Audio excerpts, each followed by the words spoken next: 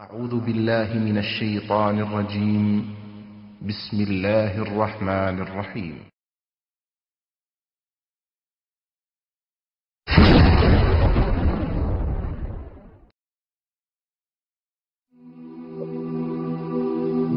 মৃত্যু এমন এক বাস্তবতা যার থেকে কেউ পলায়ন করতে পারবে না। প্রত্যেকটি প্রাণীকেই মৃত্যুর স্বাদ আস্বাদন করতে হবে।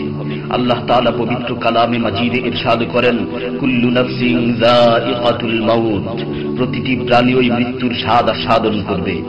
কুল ইন্নাল মাউতাল্লাযী তাফিররুনা মিনহু ফাইন্নাহু মুলাকীকুম, হে নবী আপনি বলে দিন, মৃত্যু যার থেকে তোমরা পলায়ন করছো সে অবশ্যই তোমাদের সাথে সাক্ষাৎ করবে। আইনামা তাকুনু ইউদরিকুমুল মাউত ওয়ালাউ কুনতুম ফি বুরুজিম মুশাইয়াদা, তোমরা যেখানেই থাকো না কেন মৃত্যু তোমাদেরকে পাকড়াও করবেই, যদিও তোমরা সুদৃঢ় দুর্গে অবস্থান করো। লিকুল্লি উম্মাতিন আজাল, ইযা জাআ আজালুহুম ফালা ইস্তাখিরুনা সাআতান ওয়ালা ইস্তাকদিমুন, প্রত্যেকটি জাতিরই মৃত্যুর জন্য একটি নির্ধারিত সময় রয়েছে। যখন সেই নির্ধারিত সময় চলে আসে তখন তার থেকে এক মুহূর্ত আগ পিছ করা হয় না।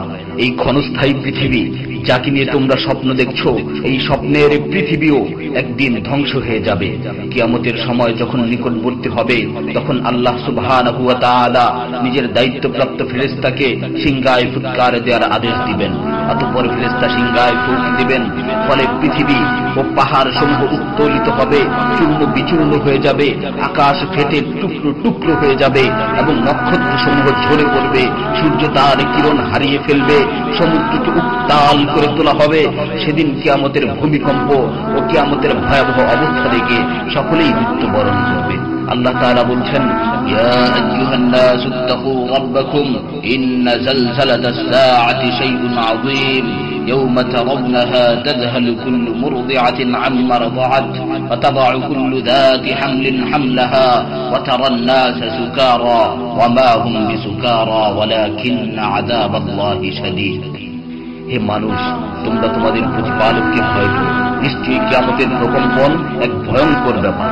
সেদিন তোমরা দেখবে প্রত্যেক স্তন্যদানকারিণী আপন দুগ্ধপোষ্য শিশুকে ভুলে যাবে এবং প্রত্যেক গর্ভধারিণী তার গর্ভপাত করে ফেলবে। তুমি দেখবে মানুষকে পাগলের মতো, আসলে ওরা পাগল নয়, তবে আল্লাহর আযাবই হবে কঠিন। فإذا نفخ في الصور نفخة واحدة وحملت الأرض والجبال فدكتا دكة واحدة, অতঃপর যখন সিংহায় ফুঁক দেওয়া হবে একটি মাত্র ফুঁক, আর জমিন ও পর্বতমালাকে উত্তোলিত করা হবে এবং মাত্র একটি আঘাতে এগুলো চূর্ণ বিচূর্ণ হয়ে যাবে। ইযা সামাউ ফাতারাত ওয়া ইযাল কাওয়াকিবু ইনতাসারাত ওয়া ইযাল বিহারু ফুজ্জিরাত ওয়া ইযাল কুবুরু বু'সিরাত আলিমাত নাফসুম মা কদ্দামাত ওয়া আখখারাত, যখন আসমান বিদীর্ণ হবে, আসমান ফেটে টুকরো টুকরো হয়ে যাবে, আর যখন নক্ষত্রগুলো ঝরে পড়বে, আর যখন সমুদ্রগুলোকে উত্তাল করে তোলা হবে, আর যখন কবরগুলোকে উন্মোচিত করা হবে, তখন প্রত্যেকেই জানতে পারবে সে আগে কি পাঠিয়েছে এবং পরে কি পাঠিয়েছে। সেদিন কিয়ামতের ভয়াবহতায় আল্লাহ সুবহানাহু ওয়া তাআলা ব্যতীত প্রতিটি প্রাণী প্রাণ হারাবে। পবিত্র কালামে মাজিদে ইরশাদ হয়েছে, কুল্লু শাইইন হালিকুন ইল্লা ওয়াজহা, সেদিন আল্লাহর মহান সত্তা ব্যতীত প্রত্যেকটি জিনিসই ধ্বংস হয়ে যাবে। কুল্লু মান আলাইহা ফান ওয়া ইয়াবকা ওয়াজহু রাব্বিকা যুল জালালি ওয়াল ইকরাম, সেদিন জমিনের উপর যা কিছু রয়েছে সবই ধ্বংস হয়ে যাবে, আর শুধুমাত্র মহামহিম ও মহানুভব আল্লাহ সুবহানাহু ওয়া তাআলাই বাকি থাকবেন। তাফসীরে ইবনে কাসীরে বর্ণিত হয়েছে, যখন ইসরাফিল আলাইহিস সালাতু ওয়াস সালাম সিংহায় ফুৎকার দিবেন তখন সকলেই মরে যাবে। মালাকুল মাউত মৃত্যুর ফেরেশতা এসে আল্লাহ তাআলাকে বলবে, হে আল্লাহ, সকলেই মরে গেছে। তিনি জিজ্ঞেস করবেন, অবশিষ্ট কে আছে? উত্তর দিবে, হে আমার রব, আপনি, আর আপনি তো হলেন চিরঞ্জীব। এছাড়াও বাকি রয়েছে জিবরাইল, মিকাইল ও আরশ বহনকারী ফেরেশতাগণ। আল্লাহ তাআলা বলবেন, জিবরাইল ও মিকাইলের মৃত্যু হওয়া উচিত। মৃত্যুর ফেরেশতা মালাকুল মাউত বলবে, হে প্রভু, জিবরাইল ও মিকাইলও মরে গেছে। আল্লাহ তাআলা জিজ্ঞাসা করবেন, এখন আর কে বাকি আছে? সে বলবে, এখন আমি বাকি আছি ও আরশ বহনকারী ফেরেশতাগণ বাকি আছে। তখন আল্লাহ তাআলা বলবেন, আরশ বহনকারীদেরকেও মরতে হবে, তারাও মরে যাবে। আল্লাহ তাআলা আবার জিজ্ঞাসা করবেন, এখন কে বাকি আছে? মালাকুল মাউত আজরাইল আলাইহিস সালাতু ওয়াস সালাম বলবেন, হে আমার রব, এখন আপনি বাকি আছেন এবং আমি বাকি আছি। তখন আল্লাহ তাআলা আজরাইল আলাইহিস সালাতু ওয়াস সালামকে বলবেন, তুমি তো আমার মাখলুক, সুতরাং তুমিও মরে যাও। তিনি তৎক্ষণাৎ মরে যাবেন এবং শুধুমাত্র আল্লাহ তাআলাই বাকি থাকবেন। অতঃপর আল্লাহ সুবহানাহু ওয়া তাআলা জমিনকে ভাঁজ করে ফেলবেন এবং তিনি 3 বার বলবেন, আনাল জব্বার, আনাল জব্বার, আনাল জব্বার, আমি প্রতাপশালী, আমি প্রতাপশালী, আমি প্রতাপশালী। অতঃপর তিনি 3 বার জিজ্ঞাসা করবেন, লিমানিল মুলকুল ইয়াউম, লিমানিল মুলকুল ইয়াউম, লিমানিল মুলকুল ইয়াউম, আজকের রাজত্ব কার, আজকের সার্বভৌমত্ব কার, আজকের আধিপত্য কার? জবাব দেওয়ার মতো কেউই থাকবে না।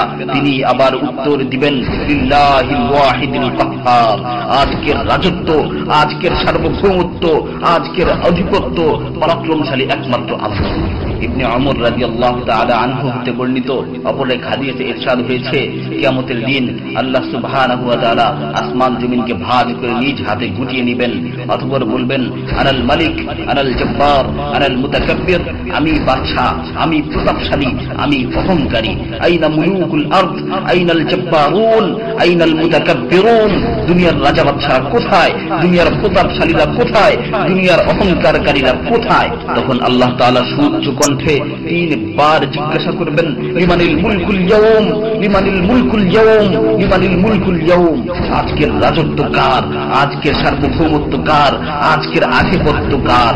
অতঃপর তিনি 3 বার উত্তর দিবেন, লিল্লাহিল ওয়াহিদিল কাহ্হার, আজকের সার্বভৌমত্ব, আজকের রাজত্ব, আজকের আধিপত্য প্রতাপশালী একমাত্র আল্লাহ সুবহানাহু ওয়া তাআলা।